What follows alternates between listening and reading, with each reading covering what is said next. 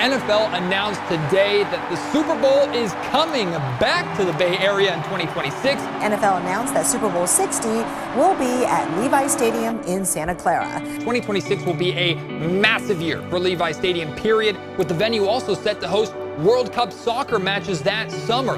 We know we have a lot to work on, but hosting not just the Super Bowl and the World Cup in the same year is not going to be easy. But that's what the Bay Area is all about.